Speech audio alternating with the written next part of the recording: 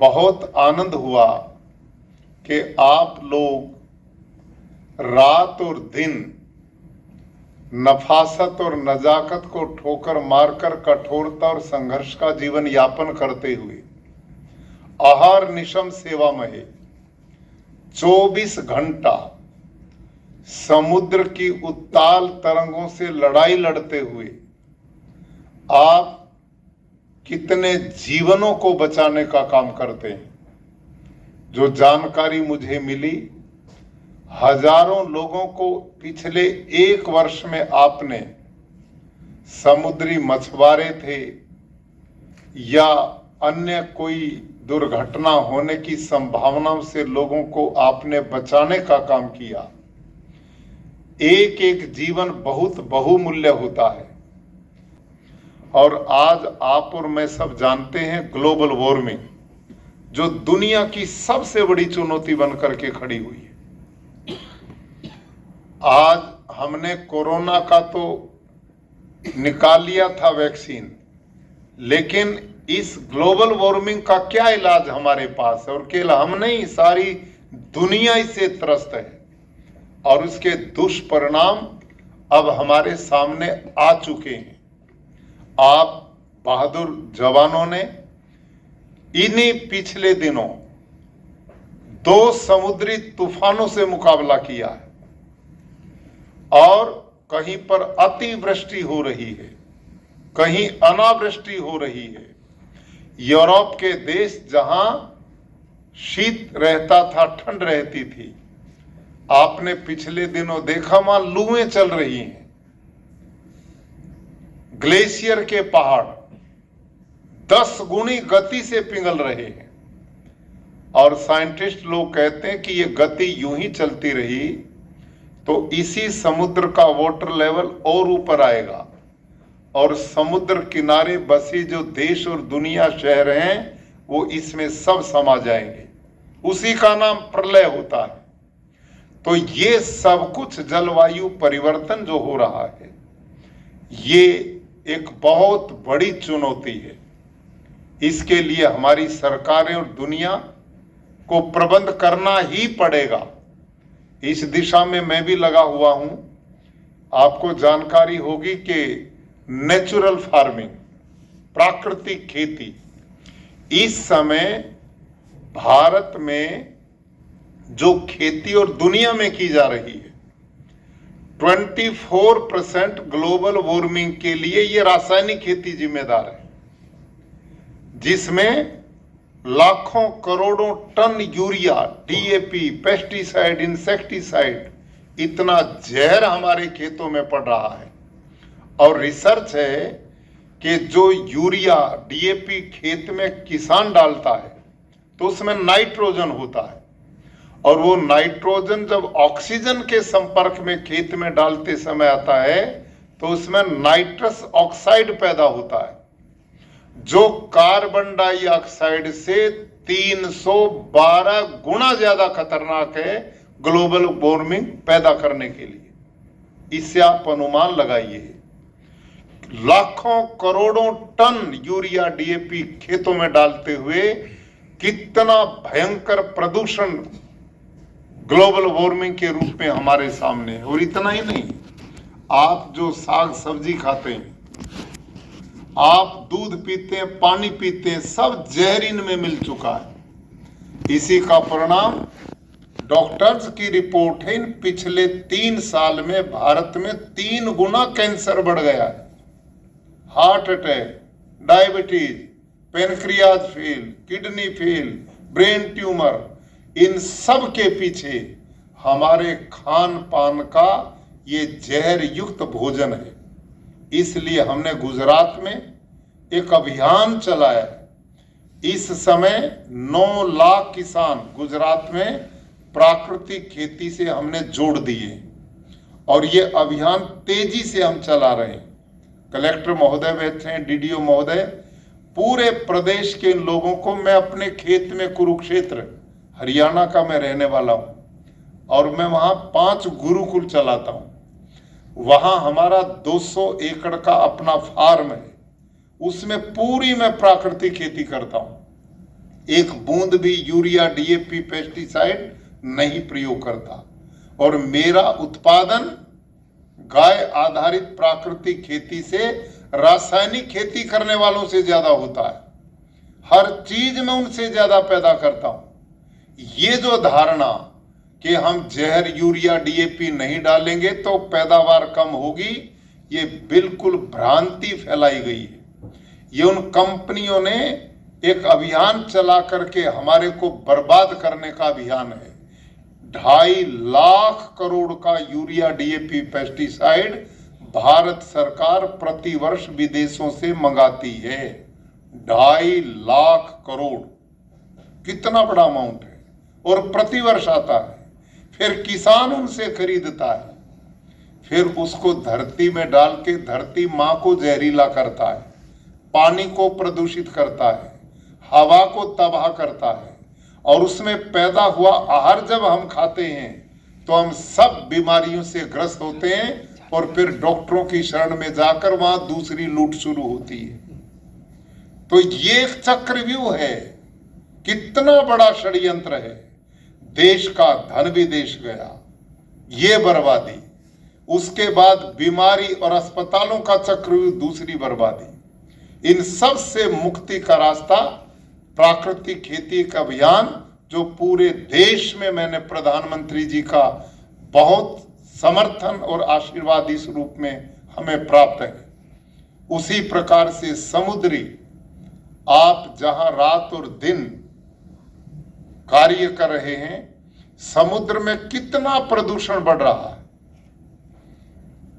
जिससे हमारा बहुत बड़ा जलवायु का नुकसान है। लेकिन मुझे बहुत प्रसन्नता है कि तट रक्षक आप वो लोग हैं कि जो भारतीय समुद्र की पवित्रता का अभियान भी चलाते हैं, इसको स्वच्छ रखने का अभियान भी चलाते हैं। ये एक बहुत बड़ी सेवा प्रकृति की आप द्वारा हो रही है। इन्हीं के साथ मछुआरे जो गरीब हैं, जिनका गुजारा समुद्रों से ही होता है, उनके साथ भी आप तालमेल रखते हैं। उनके पास तो बेचारों पर कोई यंत्र होते नहीं, कई बार सीमा पार करके भी पड़ोसियों के तरफ पहुंच जाते हैं। उनको भी आप बचाने का भी काम करते हैं और उनकी जान माल की भी रक्षा करने का काम करते हैं। ये सब एक बहुत बड़ी देश सेवा का कार्य आप लोग करते हैं। इसी के साथ हमें वो घटना भी याद है जब मुंबई में पड़ोसी ने हमला किया था। वो समुद्री मार्ग से ही हुआ था, लेकिन आपकी सतर्कता ने, आपकी कर्तव्य निष्ठा ने, आपके परिश्रम ने ऐसी घटनाओं को दोबारा नहीं होने दिया।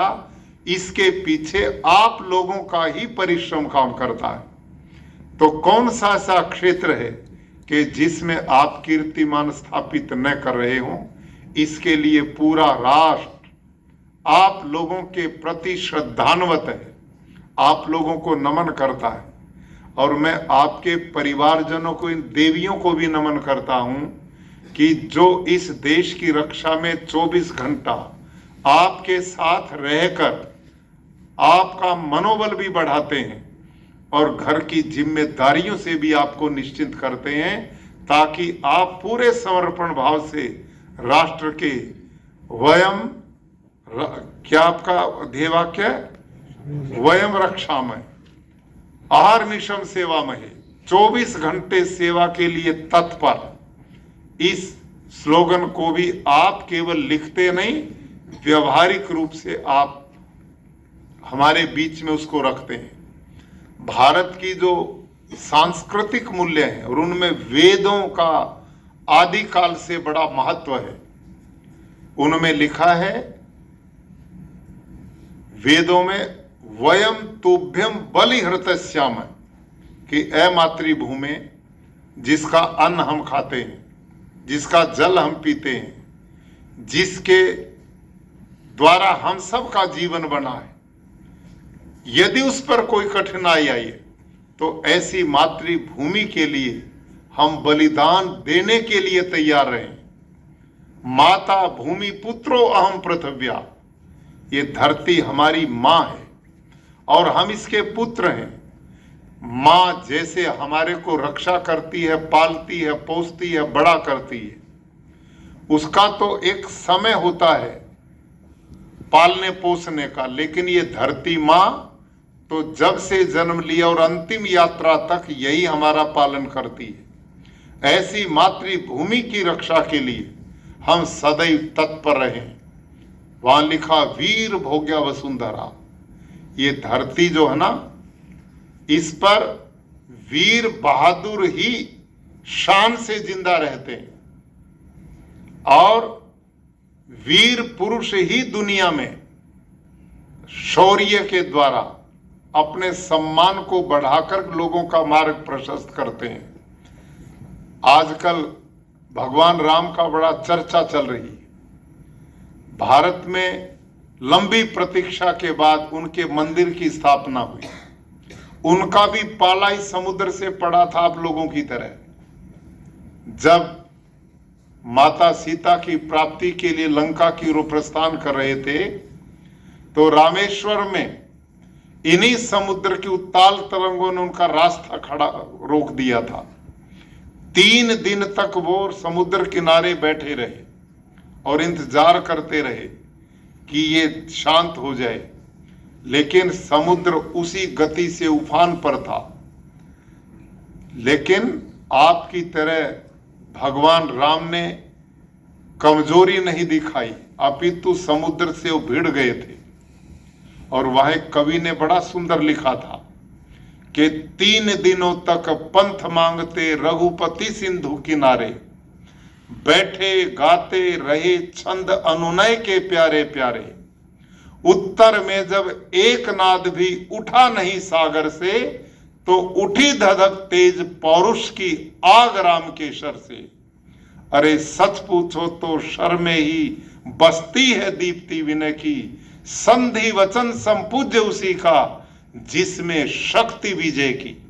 सहनशीलता क्षमा दया को तभी पूजता जग है, बल का दरप चमकता उसके पीछे जब जगमग है। ये कहानी राम के जीवन की है। तो कमजोर लोगों को दुनिया में कोई नहीं पूछता। वीर भोग्या वसुंधरा, ये धरती और दुनिया वीरों के लिए। राम के पास में सत्य था, न्याय था, चरित्र था, सब कुछ था। लेकिन यदि राम में रावण के घर जाकर उसको मारने की शक्ति ना होती तो आज राम का कौन नाम लेने वाला था। राम की पूजा उसके शौर्य और वीरता का परिणाम है, उनकी बहादुरी का परिणाम है। उन्होंने अपने समय के महान अत्याचारी का वध उसके घर में जाके किया। इस कारण आज हम सब के मानस पटल पे राम की छवि, विचारधारा और उनके प्रति सम्मान का भाव हमारे दिलों में है। तो जैसा सम्मान का भाव हर वीर के प्रति लोगों में होता है, वही सम्मान का भाव भारत की जनता में आप सब आदरणीयों के प्रति है, जो लोगों को चैन से सुलाने के लिए रात और दिन सीमाओं की रक्षा करते हैं। आप समुद्री सीमाओं के प्रहरी बन करके हर चुनौती का मुकाबला करते हुए देश के लोगों को शांति का दान देते हैं।